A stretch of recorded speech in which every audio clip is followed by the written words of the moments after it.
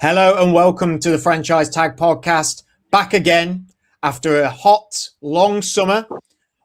Some of it was meant to be full of happiness and, joy, and 60 years of hurt ending came crumbling down in one night against Argentina. But that's an entirely different sport.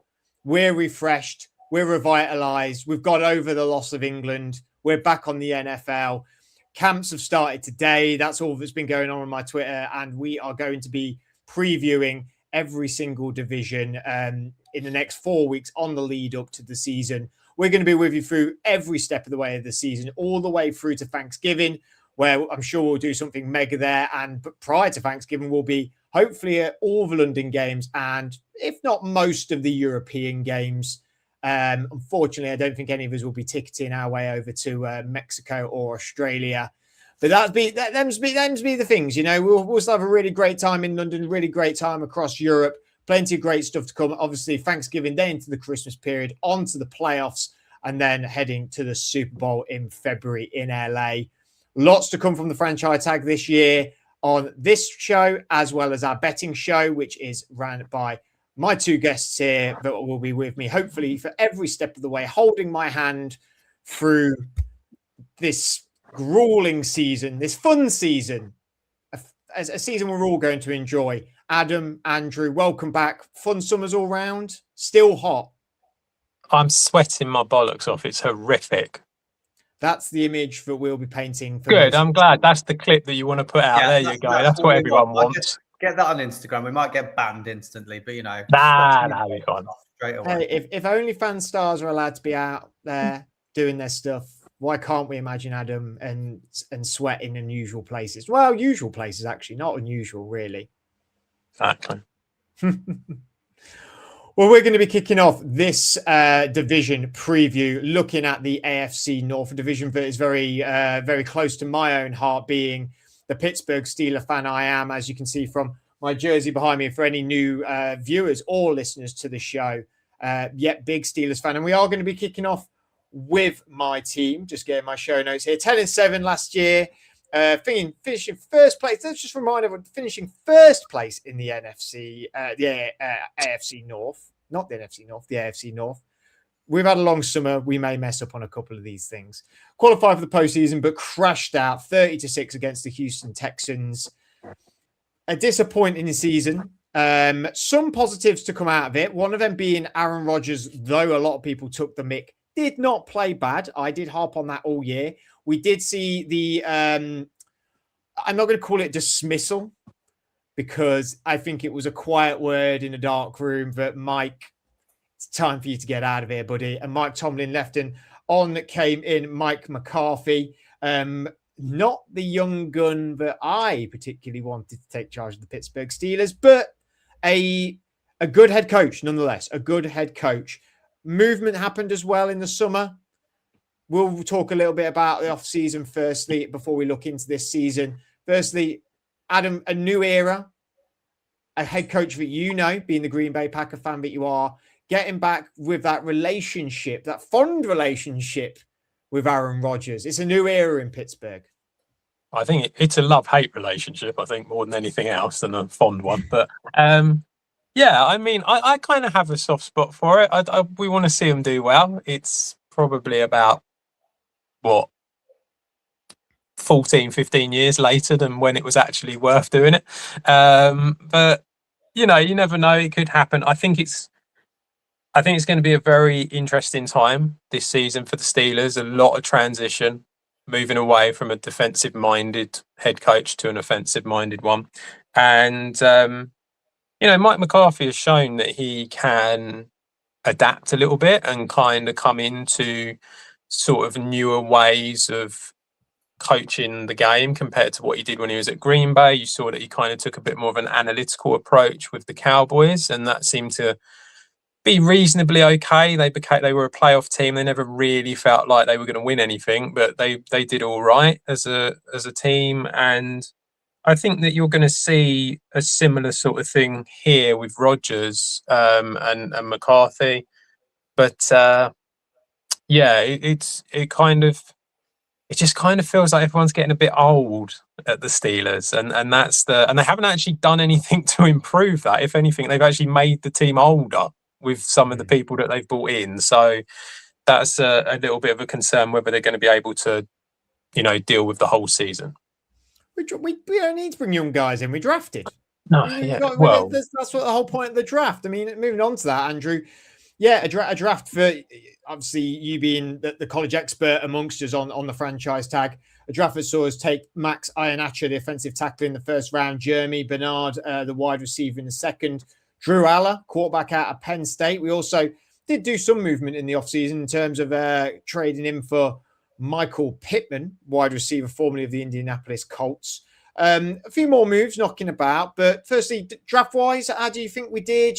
You're a guy who's always liked Michael Pittman. I'm a guy who now likes Michael Pittman. So, what did you think to it all? Well, I think Michael Pittman off the bat definitely improves your wide receiving core 100%. They've actually, defenders have now got to mark more than one person. Last year it was DK Metcalf, and you didn't need to worry about any of the others. Now that Michael Pittman's there's going to be distraction. There's going to be targets, points where both of those guys are going to be open. So I do think that improves your wide receiving core. And then obviously bringing in Bernard as well. Let's see what he can do, because there's been a lot of hype about him. I think in terms of what he did at college, he was one of those players that had hype at college and never really lived up to it. So I hope now he's come to the NFL, it's not much of the same of hype and no productivity. But there's a couple of nice little pieces there. Yeah. And as for your O-line, you've made two acquisitions there in the draft, Iheanacho and Dunker. I really love both of them. I think Dunker's very, very Pittsburgh Steelers. Iheanacho is very raw, and he has the ability with a really, really high ceiling to be something special in the NFL.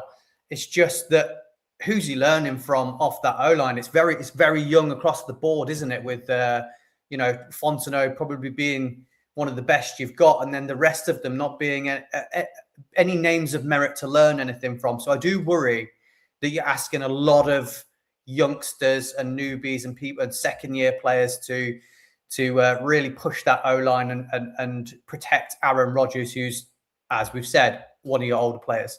Yes, Adam. Do you not think he's a bit like Amarius Mims? It's going to take him a couple of years. It's going to take him a couple of years. But like I said, the ceiling is very, very high for him. And like I said, you're asking a lot of youngsters to protect Aaron Rodgers, who is older and isn't as mobile as what he used to be. So that's my concern with this team. Does the O-line step up? Because I think defensively, you're always pretty good, aren't you? You're always above average on the defense to higher. I think you had your struggles last year at linebacker and things like that where you didn't have the productivity, but there's some really good pieces. There's some great talent on that. So I think they'll deal with it. It's this offense, the O-line for me, which we've mentioned how many years now.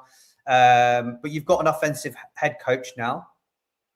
Hopefully that will be able to help the O-line and move the O-line forward. So some really nice pieces. I don't think any of them are plug and play apart from Pittman for you. So expectations for this year, which is what we're on about.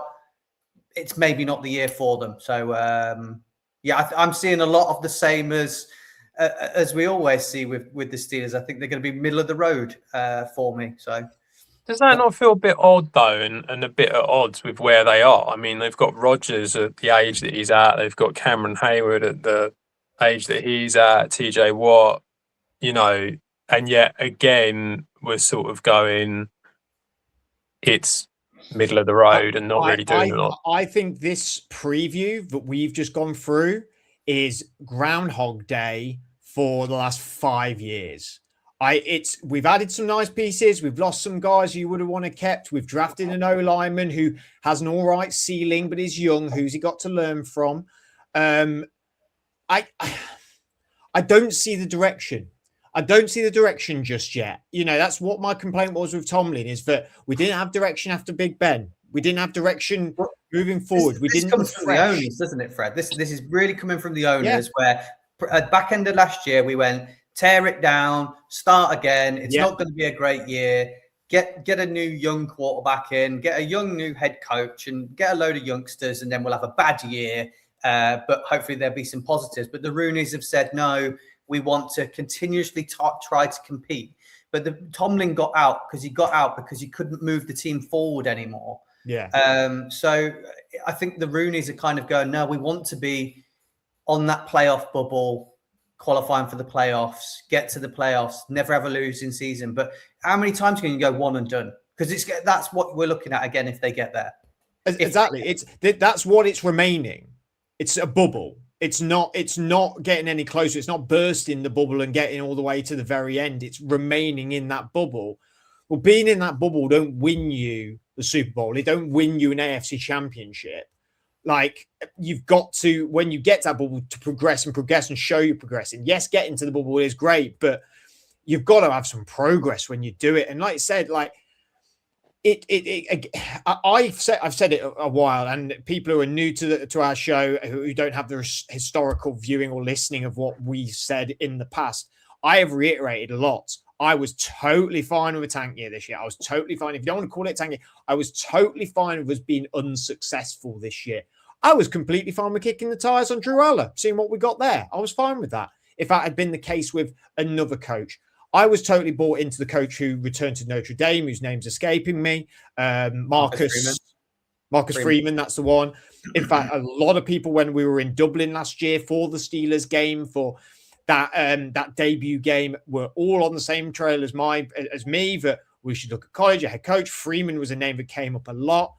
McCarthy was not a name that came up a lot. And I'm not seeing the direction here. He did well in Dallas. He did well in Green Bay. Don't get me wrong. I just don't see Mike McCarthy being here for 5+ years. And I know the Steelers have the history of having these long tenured coaches, and I'm okay to break that mold. I don't mind. Things move on. Generations change. Things can change, but we still then have to progress. And I don't see McCarthy progressing it as such. And that's my issue. And the moves I don't mind the moves. I don't mind the guys we've lost. I don't mind the guys we've brought in. But I don't see the needle mover in the draft. I don't see Pittman. I've been very hypercritical of him. We'll see what happens in Pittsburgh. If he does really well, I'm going to sit here and say he's amazing, aren't I? I'm not going to turn around and go. I'm not going to still keep that same opinion. My opinion can evolve when I'm seeing him week in, week out for the Steelers, and like that I was seeing him at the Colts. Though I watch an incredible amount of NFL, what I saw, I didn't believe he was that number one guy that people sort of made him out to be, I suppose. So, yeah, I just, as a Steelers fan and the Steelers compatriot on the franchise tag, yeah, it just feels completely like Groundhog Day. Let's unless Adam, you felt like you have one more question there. No, I was just going to say, do you think that it's about changing from a defensive mindset to an offensive one? Give it a couple of years in that sort of mindset, and then you bring in the younger coach for the long term. I think that could work. I have zero issue with that. I don't know. I would have been happier to have got them crappy draft picks, i.e. the top draft picks, rather than crappy being your team being crappy and then you're getting great draft picks. Up to us, crappy draft picks are like 20 down usually to us who enjoy the draft and know about players a bit more in college. But I'd have just liked a bit more of a reset. I'd just like a bit more of a fresh start. And it's a harsh thing to say, but the Rooney's pride maybe is what is getting in the way of us winning the Super Bowl potentially. To a team that we flip it on its head of did break the mold this year as well and have changed a lot as well. The Baltimore Ravens, they went 8-9 last season, coming second, missed the playoffs and failed to qualify for the postseason. They have had a head coach as well with John Harbaugh parting ways there, going to the New York Giants. We'll cover more of that on the NFC East one that we're doing. Obviously, Andrew being the Giants fan he is, I'm sure he has a lot of thoughts on that. They replaced him with former Chargers coordinator Jesse Minter. No real notable trade in and out in the end. However, there was a very brief moment that they made one of the largest trades in NFL history with Max Crosby. That didn't happen in the end, and everyone backed out. Instead, they pivoted and chose to go with a free agent in Trey Hendrickson, formerly of the division rival of the Cincinnati Bengals. Did lose some key guys, I thought. A lot, definitely. When I said not reset with the Steelers, I wanted a bit of a reset and a bit of a rechange. The Ravens feel like they've maybe not reset, but they've definitely had a bit of a jig around and said that we're going to change up some things here. Went into the draft and got Vega Ioane, the really talented O-lineman out of Penn State. Got Zion Young in the second. Jacoby Lane, the wide receiver, as well as Elijah Sarap. So back-to-back wide receivers. Andrew, firstly, a word on Jesse Minter, a guy he was in the college system as well. Came over with with John Harbaugh's brother Jim to the Chargers. Now getting this NFL head coaching job with the Ravens. I mean, what a team! I mean, what a quarterback and what a team to sort of get yourself into a storied franchise. Yeah, I mean, it's one of those guys that came from Harbaugh and the Ravens, wasn't he? That's where they started, and they had two guys there, McDonald and Minter, and then they both spent time because they weren't ready to progress to defensive coordinators yet in the NFL. They both went and spent time at college with his brother over in Michigan. We've seen what one of them's done at the Seahawks, and then this was the next prodigy. Minter was the next one. So he's worked with both Harbaugh brothers. He's been at the Ravens before. He's been at the Chargers. He's done great things at college. I think he's the right move. He's a really, really talented player. I think this is a good pivot for them. It keeps their kind of mentality that this whole division likes, that defensive-minded, style of play that kind of works in that division. So I think that's a really, really good move. He's brought in Declan Doyle as well as his offensive coordinator, which I think is a great move for him. Another guy that's got a lot about him being the offensive coordinator at the Bears previously. So, a guy that's been working with more young talent across the board. So I think it's bounce back year for me. I think it's bounce back year for this Ravens team. I think he'll do it in year one. I think he'll have the success like we've seen the Bears have, like we've seen the Chargers have. I think you make good decisions, you make good moves. Bounce back is quite quick. They've made some good acquisitions, I believe. I'm guessing Adam will like to talk about some of the acquisitions they've made. I like improvement at wide receiver for me. I think maybe not year one impact straight away with Lane and Surratt, but I did like both of them at college a lot. And then Iwanya was one of the picks of round one, was one of the safest picks you could have on the O-line. I think there's a lot of juice left in the tank for Derrick Henry. King Henry's still the king. So I've got bounce back year for the Ravens. I'm quite high on them this year. I'll also include they lost Tyler Linderbaum, their center. Daniel Falele, Isaiah Likely, a lot of tenured guys. David Ajabo. Did bring in Trey Hendrickson, as we said, John Simpson, Chidobe Awuzie as well. They re-signed him. That, along with their draft, Adam, we've already talked about two wide receivers. Zion Young, the Missouri edge rusher in the second round pick, 45. Vega Ioane, who, I mean, you guys wax lyrical about him on here going into this draft and being such a sure pick coming out of Penn State, a guy that a lot of these young guys who have been around certain style of coaches just know the importance of trenches, don't they? And that's what they've got. This division especially is a division that has done that well in the past, maybe sometimes not so much in the present, but yeah, it's built on that. Yeah, absolutely. I mean, I think bringing in Awane is a great move and was, the one thing that we kind of on draft night, we all kind of went, well, they're going to take an O-line or D-line. It was always the same old story and we kind of knew it was going to happen. So, yeah, I think that's great for them. Trey Hendrickson is going to be huge positive for them. They were tied 28th when it came to sacks in 2025. That was their big problem. They just couldn't get to the quarterback. So having someone like Trey Hendrickson there is going to make a massive difference. I liked Zion Young. I thought he looked pretty good. There were some people that weren't as keen, but I thought he looked all right, and he fell to the second round for him. So I think that's going to improve their defense as well.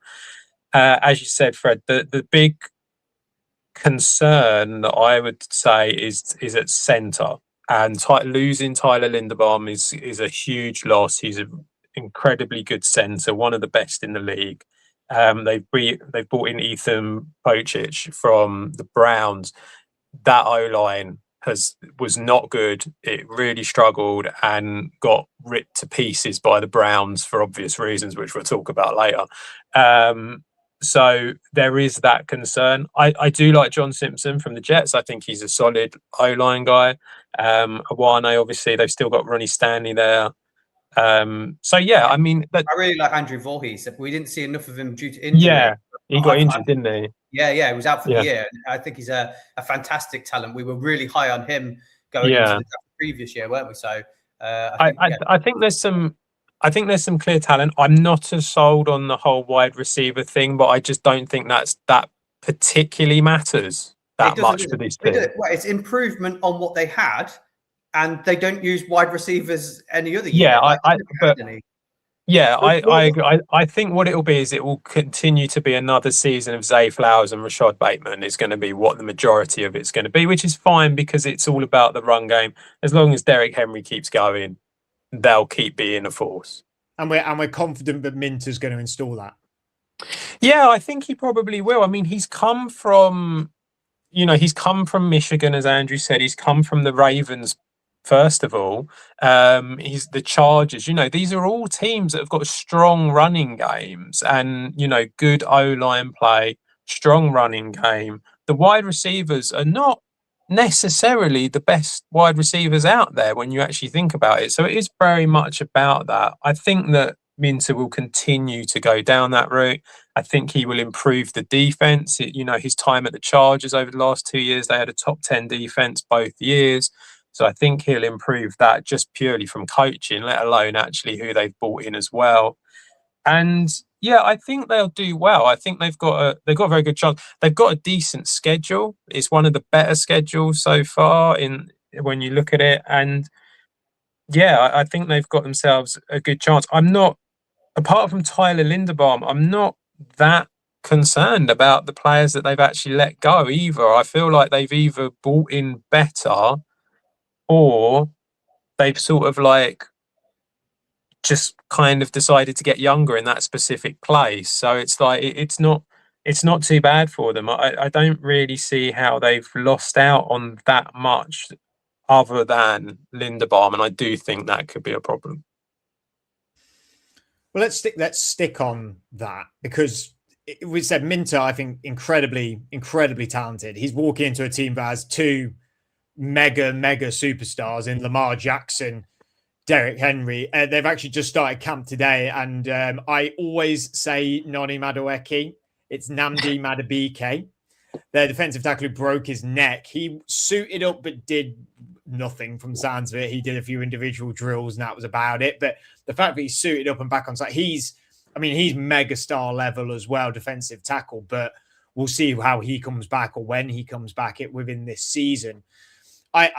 This is for such a recipe for success. I think I'm completely on the same wavelength as Andrew. I think in some people's eyes they'll become an AFC they'll be an AFC Championship contender. There'll be people out there who will go, don't sleep on the Ravens getting to the AFC Championship this year. I think it's stupid to say don't sleep on them. I think they are definitely in the conversation. They've got the talent. Very good young head coach who, hasn't been a head coach in the NFL, but has proven his worth in the NFL already. They've got mega stars everywhere on the defense and on the offense. I think it's the division that's really winnable. I don't see where it goes wrong for the Ravens this year. Pending injuries, that's all they've got to do is keep healthy, right? Yeah, if Lamar goes down, then obviously it's a different story, isn't it? I think they'll have to really turn to plan B. I know they've still got Tyler Huntley, which is a great plan B for them because he's similar. But yeah, I think the key thing to remember when we talk about Jesse Minter is the Harbaugh brothers are both, for me, CEO head coaches.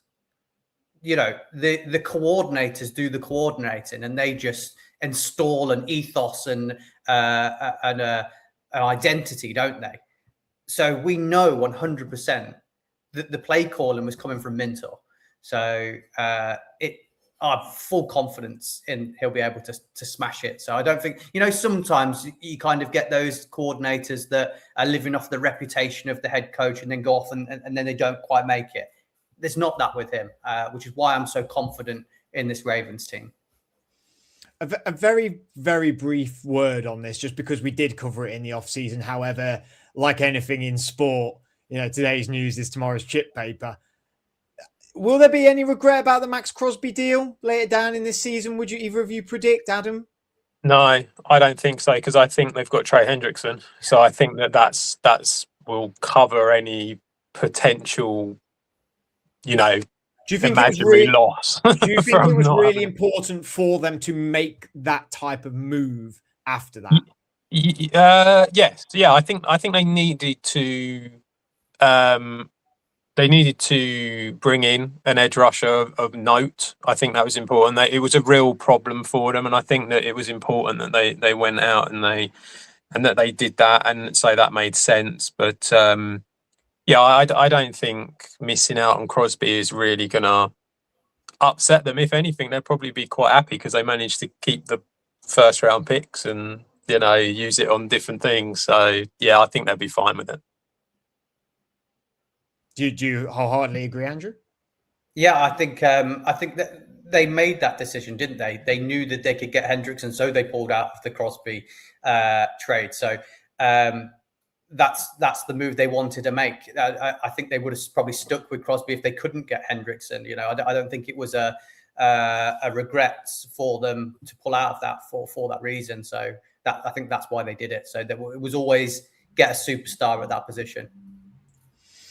Fantastic. Well, before we move on, just a word from the sponsor for today's video, and that is Pitch Magazine. In the next edition of Pitch, it is all about the Super Bowl, with a Texans thread running throughout. They've had an extended look at how and why the Dallas Cowboys became a global super brand. Moving house charts why billionaires have moved and continue to move franchises across state borders, part of that team. Issue 17 is now available to pre-order, and if you use the code FTAG20, yes, FTAG20, you can get 20% off of your pre-order today. So make sure you go and check that out on their website right now.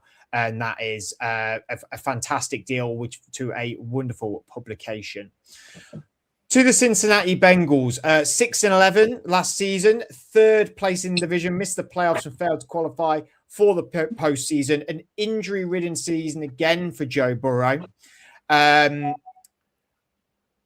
a head coach that is returning as well, contrary to a lot of people's beliefs, in amongst this podcast and in amongst the media world. A few moves they made as well in terms of losing, as I said, Trey Hendrickson, but bringing in Boye Mafe, though, out of free agency. Jonathan Allen as well, Brian Cook, Carl Duggar, a lot of defensive additions. No first-round pick, though. Got Cassius Howe with their second-round pick, defensive end, edge rusher, and went for Takario Davis, the cornerback out of Washington, in the third.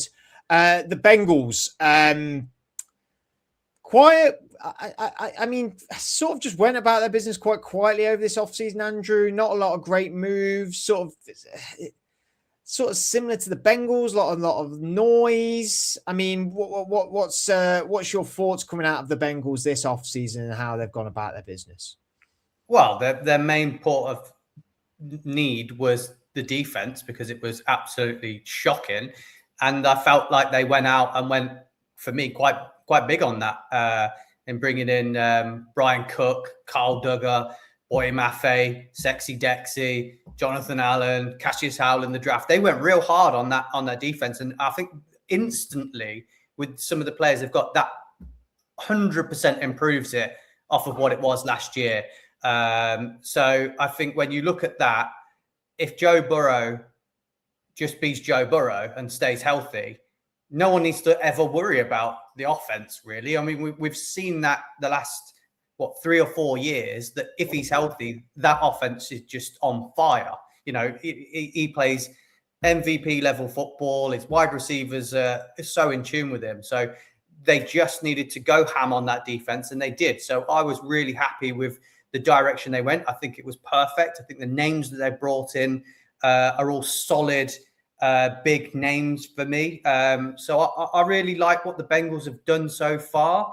It's just about keeping Burrow healthy, isn't it?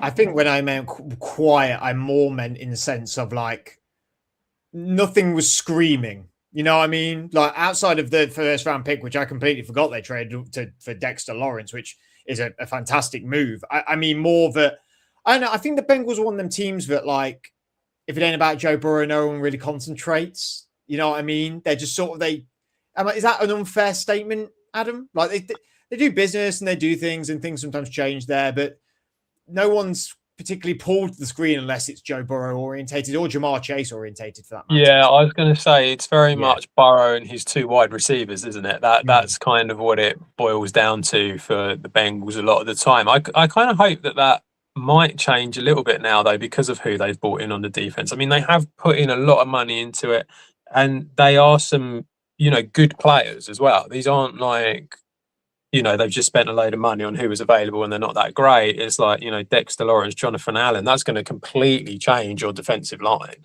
So I think that's really good. Yes, they've lost Trey Hendrickson, but they brought in Boya Mafe, who I thought did pretty well for the Seahawks last year. So I think that's a good one. I think because of the Dexter Lawrence trade, obviously, without having the first round pick, and when you actually look at what they did with the draft as well, it wasn't fantastic. It kind of felt a little bit lackluster, nothing particularly special. They brought in Cassius Howe, who, if I remember rightly, is he the one with the very short arms? Very, very short arms. Very short arms. We had Ruben Bain was the drafted, and he was the shortest arms guy to be drafted. And then Cassius Howe broke his record. That was it. Yeah. So that's there wasn't much from the draft, I don't think. Look, as Andrew said, a lot of this is all going to boil down to whether or not you can keep Joe Burrow fit, and a lot of that is going to be on the O-line. And I felt like the O-line got a bit better towards the end of last year. I think it started to improve. At the beginning, it really didn't help, but at the end, it kind of got there.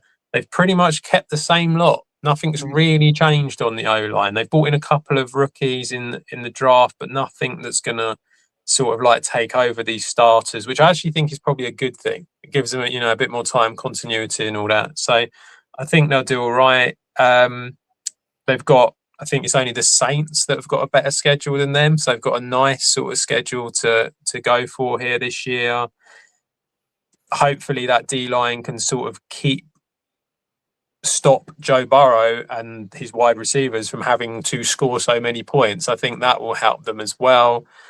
And I think they're in a good spot this year. I think that they could do very well. I think it'd be quite tight at the top between the two teams. Now, one thing that I did sort of mention was the fact that they kept Zach Taylor on. I mean, they did these additions. Like I said, quietly went about their business, brought in some good players. Joe Burrow will be healthy. Jamar Chase, the wide receivers. Chase Brown's a pretty great running back as well. He's sort of been given all the tools here, hasn't he? And, it's a bit now or never this season for him, do you think? I personally, we've been saying that he should have gone a while ago, but he has all the tools. He has an O-line that has got a bit of continuity. A lot of money has gone into the defense, and that should improve a lot more. All the weapons are there. You've got the schedule, which isn't too bad. I'm not saying you should necessarily win the division because you're going up against a very good Ravens team here. But this should be a team where if they can keep their starters fit, they should be looking at AFC Championship game, at least. Do you think it's a bit of a layup then for them this year? Should be. Yeah. Yeah. And I think if we're looking at the schedule, the team, the defense helping the offense, I think we could be in for an MVP for Joe Burrow as well. I think that if you're betting, which we'll talk about in the betting show, they're the odds I'd be looking at right now before the hype gets big on them. I think that's the level we're going to get from them. Do you think there's any risk that this season doesn't pan out, that Joe doesn't stay in Cincinnati, Andrew? If there's pure disaster and they want to keep their head coach, then I think there might be some unrest, and he might want to move on, and he might talk about that. But I personally can't see that happening.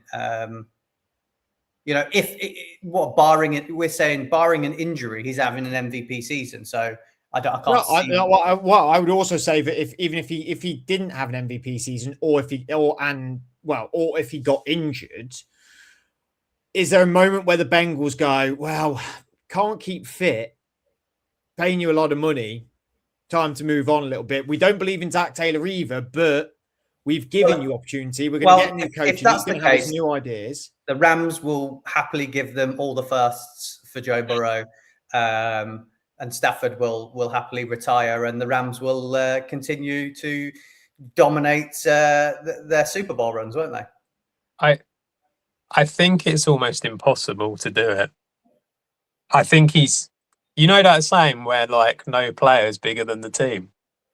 I think we might have broken the rule here, where it kind of feels like he is. And, the way we talk about it, and a lot of people talk about it, he runs the offense rather than Zach Taylor. So it's like...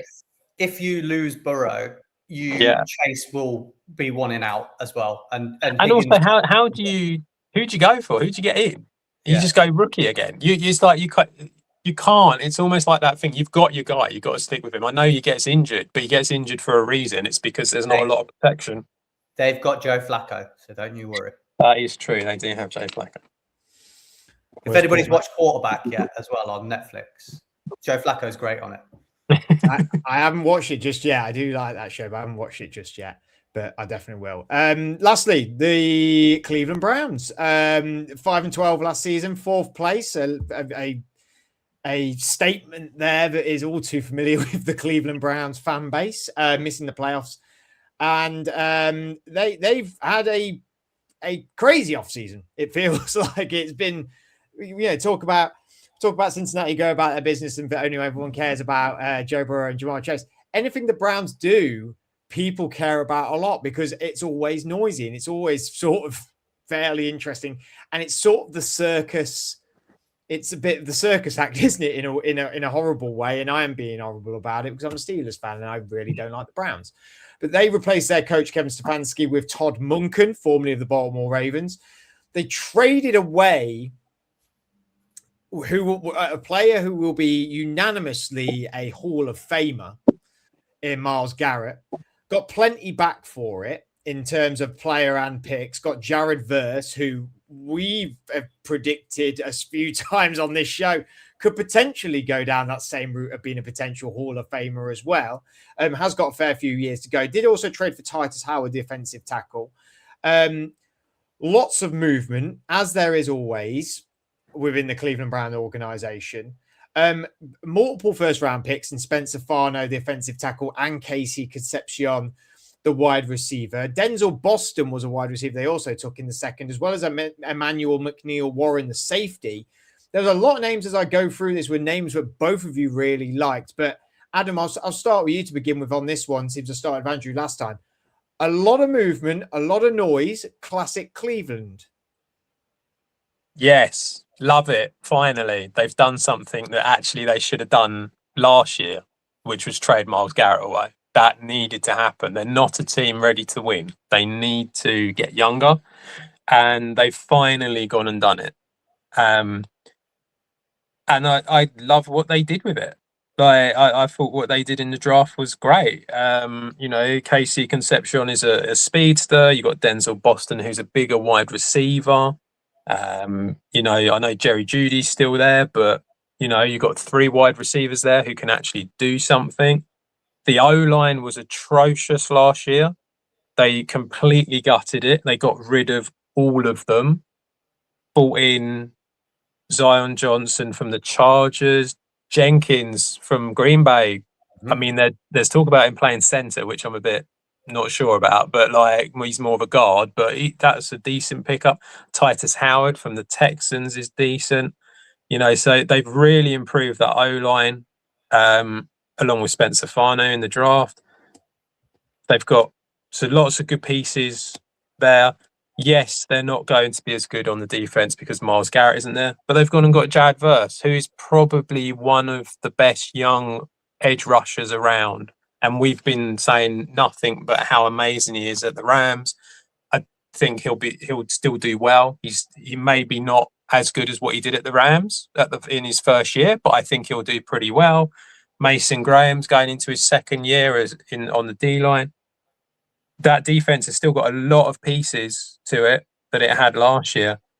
Like McNeil Warren, they've done...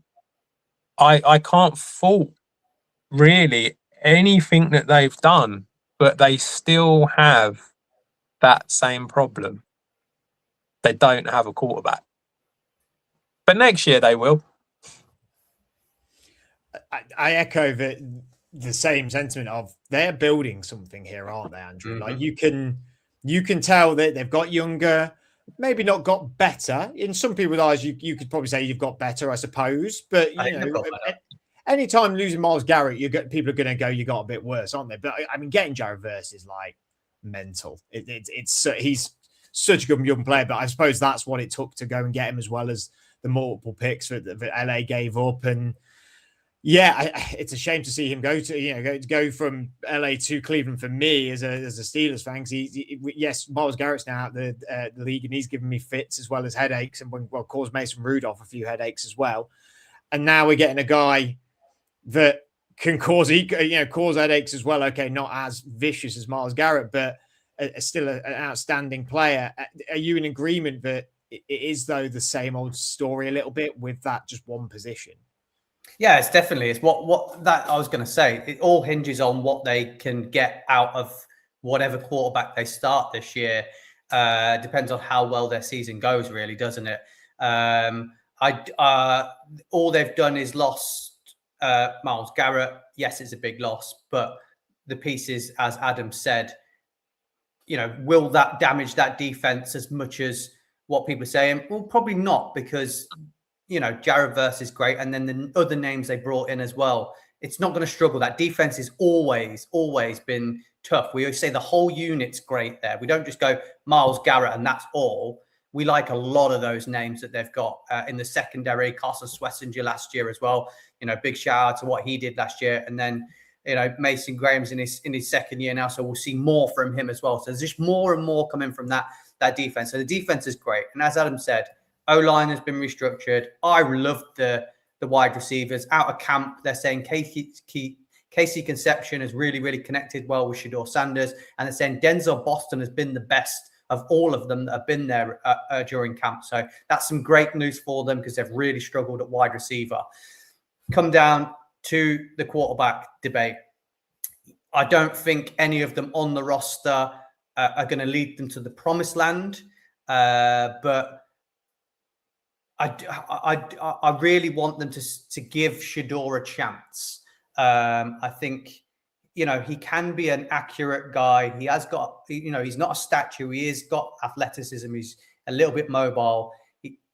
He just needs to not hold on to the ball as long. And I think he can find a position as a franchise quarterback. Todd Monken is there. And we found reports after the draft that the Ravens were interested in Shedeur, weren't they? That was the team that were interested. Funny enough, that's where Todd Monken was in the building. So he obviously likes him. That's a tick. That's a good start for them. So I do think there's the players like Shedeur. They've all say lots of good things about them. There is a good player there. I think there is he's not a 5th round player to me. I think he's as good as a second round at worst in that draft. So I just don't think they're going to give him the shot off the bat. I think Deshaun Watson's going to get the first few weeks, isn't he? So I think there might be a bit of a carousel there. I think it's between the two of them. They've said it's a competition. I'd like to see them give them Shedeur a shot to see what they've got in him. Do we think? Did everyone else in agreement that Watson's probably going to get the nod because of how much they're paying him? Yeah, I mean, it kind of feels like from what you read that's the way it's going to go. I think there is an element of that we don't want to win too many games as well. So it's kind of maybe the way forward. I can't see that being there. I think they're looking at next year. I think they're putting everything together now, and then they're going to go, right, let's get the quarterback next year. That's definitely an option for them, isn't it? Like that's first option. Like if this doesn't work, that's the plan. But I think what if they do? What if Shedeur does start and he is more than capable of being their starter? Then they may as well have a good year. Well, no, because then that puts them. If that happens, they end up further up the draft, and then they can't get the quarterback that they want. But that's what we're saying. But I think that's what Andrew's trying to say is if Shedeur's doing well and winning games, surely the franchise goes. I don't think that's what you're dealing with here. You've got an owner who's mental. He's gonna want. He wants the name. That's the whole reason the Deshaun Watson thing happened. Shedeur's not a name. No. Shedeur's not a name. He's not. I'm talking like there's a. I think that you've got an owner who will probably not do anything but nearly anything to try and get Arch Manning down there.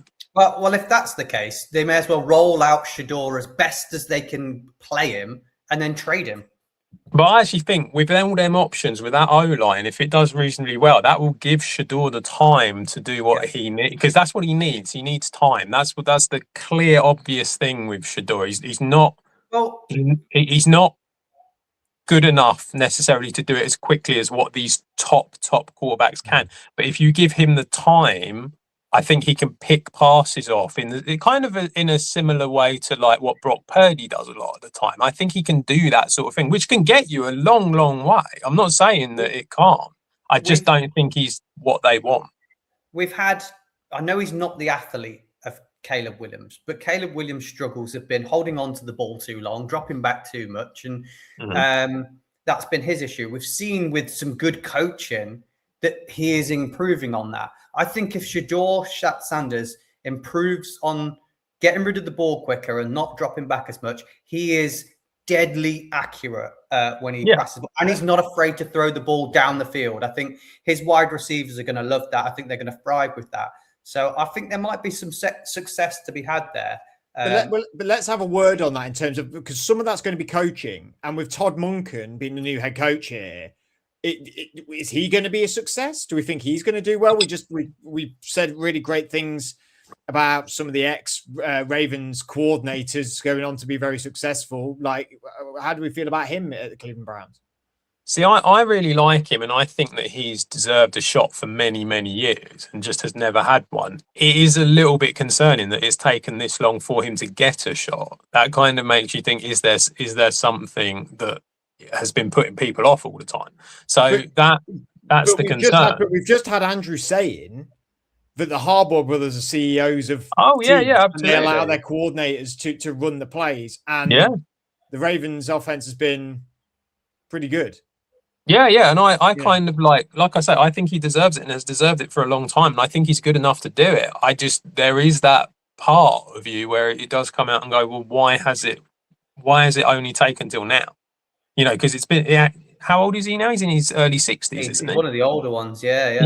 And that just sort of like, why is it that only now someone has decided to, and not only now someone has, quite possibly the biggest basket case of a team in the whole of the NFL. Been there, hasn't he? You know, he spent time there. He knows what it's like. He was the offensive coordinator there a few years back.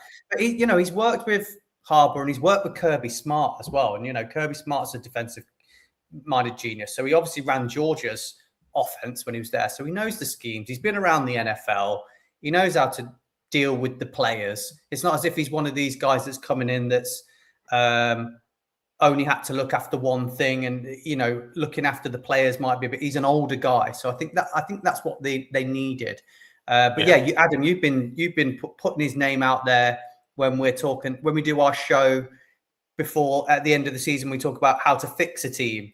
He is a name you've been bringing up for the last 2 years, saying he needs to be given a job. So I think there could be he could be the guy to sort out a dysfunction on that squad, because I think he's the right mindset for it with the guys that he's worked with, especially. I think he is. Okay, well, with me and Adam both lacking in, well, I suppose what their records will be, but I suppose we both of us have a standing of where teams will finish. Well, Andrew, I know you've got a standing and records as well. Yeah, my records were kind of like I've kind of done what I think like best case, worst case scenario is for them. So it's kind of like there's like a 3-game window. I think they'll be between this and this sort of thing. Okay. So yeah, so I had the Ravens top in the group I think they could go as far as 14 wins.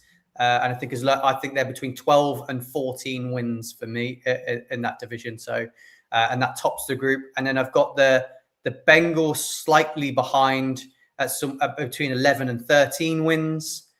Then I've got your Steelers, who I think are between 7 and maybe 9. Maybe they go to that like 9 and 8 again. I think that's their ceiling though.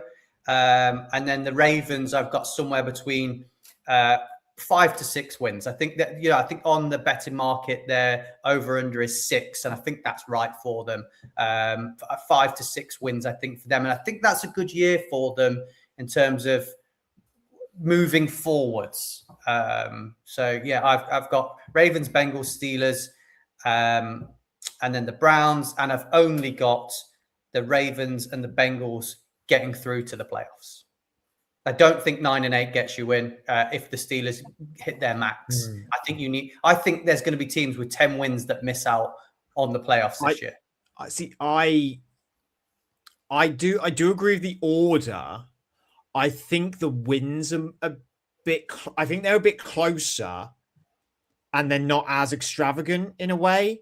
So, like, I think the Bengals could top it with like 11 wins. And then the Ravens be like second with 10, the Steelers with 9, and like maybe the Browns with 9. Like, I think this division is always either one's really, really ahead of the pack or it's really close together. And I think the Ravens with the new head coach thing, that just might get them dipped under a little bit. Oh, I mean, that's odd because when we talked about the Ravens as a group, we had them talking about AFC Championship. I know. I think they can be. I'm not saying they can't be. As I said, I'm really high on them. I think they're a contender. So yeah, I think you talk about the Bengals and the Ravens both in that conversation. Is that they're an AFC Championship style team? I just think there's always sometimes variables. There's always sometimes transition periods with new head coaches. And also sometimes this division historically it's really close together.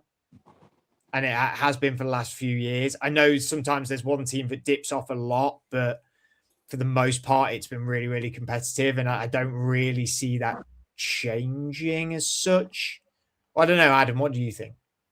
Yeah, I mean, I think Ravens and Bengals are both AFC Championship contenders. I think 12 is probably about right. Makes a lot of sense around that sort of mark for both of them. Steelers, I think, will drop off below that. Not by much, but I think they will drop off below it because I just think they're old. I think that team is an older team and it's gonna cause trouble. And I think the Browns are going to lose a lot of one-score games. When we look at sort of like some of the games that the Ravens are playing, yeah, and Fred's saying that you think they might drop off. They play the schedule's in their favor as well. They play, Colts, Titans, Falcons, Browns, Panthers, Steelers twice, Browns twice. They play the Bucs if they're not great. The Texans, Jags. They're not playing any of the What's the biggest name they play? I Chargers? suppose Bills? the Bills, the Chargers, the Texans. If the Jags are on a bit of a run, that's 4 that they could lose. So they're already on 14. No, sorry, 13. You always lose some divisional games. This is what I mean. I think that you're looking at 12, 11. It's that kind of mark for me. They've got some nice games. I would argue that I think they've got quite a. I mean, Dallas away might be a bit difficult. I know they got the Colts away. That back end after the bye in week 12, 13's the bye. That back end's tough. That's tough. They got Tampa, it's very division heavy, isn't it? Versus the Browns, at Cincinnati versus the Steelers. That's a tough run, and it doesn't even matter how poor the Steelers, Browns, and Bengals may be looking at that point. They're still divisional games. They are easy banana skin games.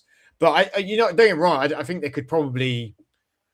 I think they could get to week 6 without losing a game.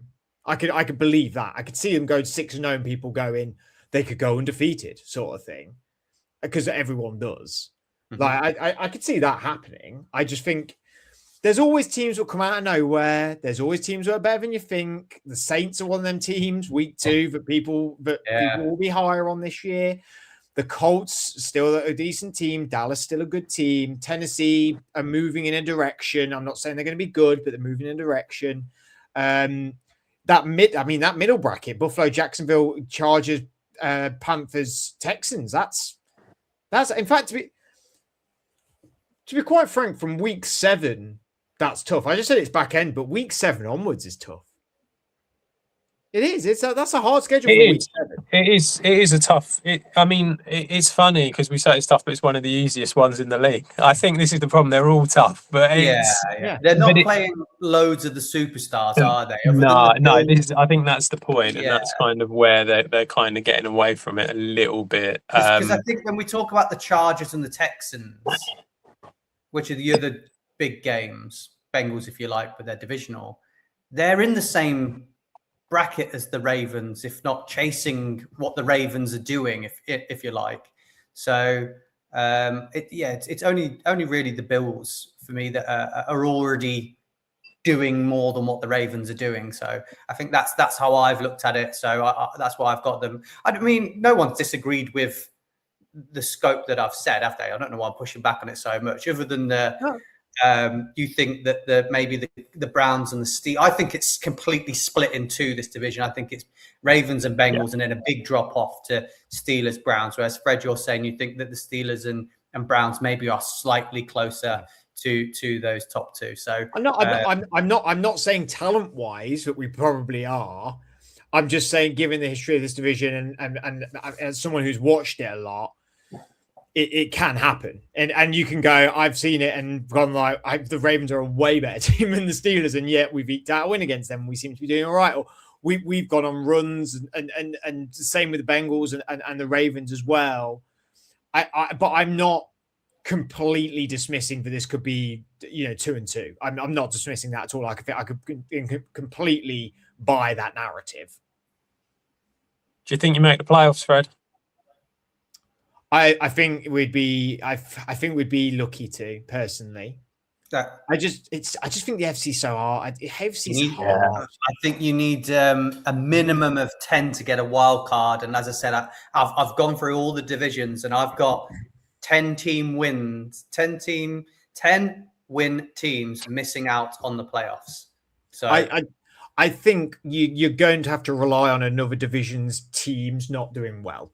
Someone having a banana skin, someone having a bad injury, and then just sneaking in. I think I don't hold a whole lot of faith that we'll be still playing football in January, the end of January, into February, January, I suppose. Well, thank you both. Thank you for returning. It's been a great summer. Thank you for watching and for listening, or listening, I suppose. And you watch and listen, or you can just listen, I suppose. Like I said, it's been a long summer. We're getting used to it. We're back to the grind. We'll have another division episode out this week for you as well. Obviously, there'll probably be a a bit of a theme. It'll be the NFC North, it's sort of how it works. Once again, if you want to pre-order your pitch magazine, make sure you use the code FTAG20 to get 20% off, and make sure you follow us on all social media platforms, as well as subscribing to our YouTube video where you can like and subscribe. Until then, thank you for watching. We'll see you again very soon.